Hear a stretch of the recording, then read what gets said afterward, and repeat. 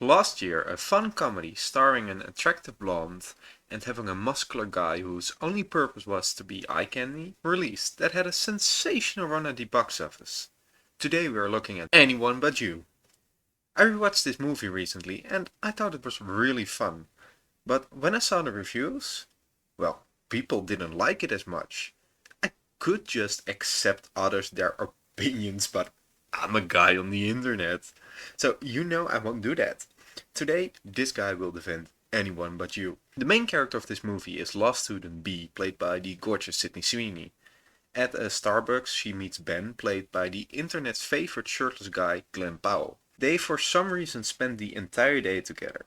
I was checking to make sure I wasn't watching a true crime documentary, but B ends up staying the night at Ben's place. The next morning, B sneaks out. Ben is upset, but to hide his disappointment, he tells his roommate, I couldn't get her out of here fast enough. but uh-oh, B is listening at the door. We make a 2-year time jump. We see B in the club with her sister Hallie and her sister's girlfriend Claudia.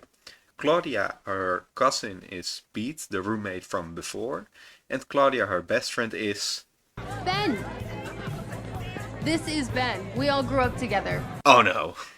Well, at least they handle it like adults.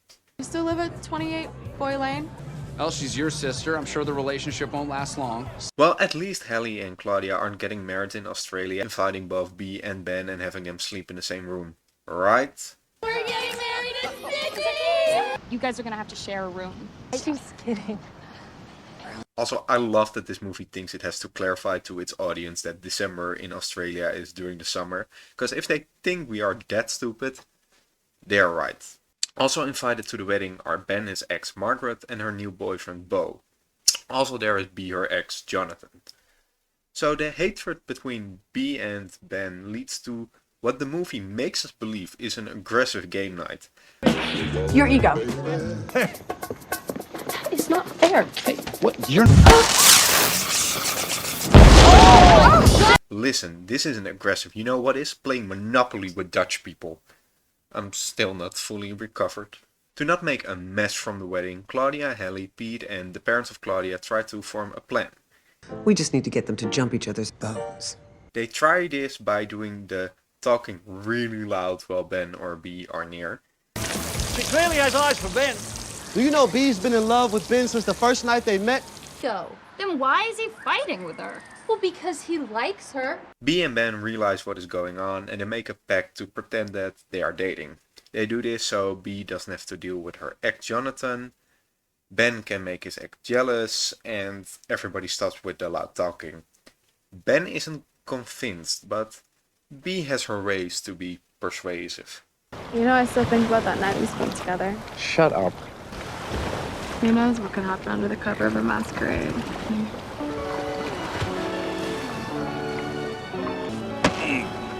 Convincing enough? The entire crew goes on a boat and it looks like Ben is really making Margaret jealous. That looked good, huh? Girl, what the fuck was that? Ben and B don't really hate each other anymore. They even do the Titanic thing. But unfortunately, B falls in the water. Luckily, Ben jumps in. While they get rescued, B opens up about that she dropped out of law school. This gets Ben so horny that when they get back home, they have some great shower sex. The next morning, Ben is confused. Does he want Margaret or does he want B? He also talks about this with Pete and also lets the B dropping out of law school thing slip.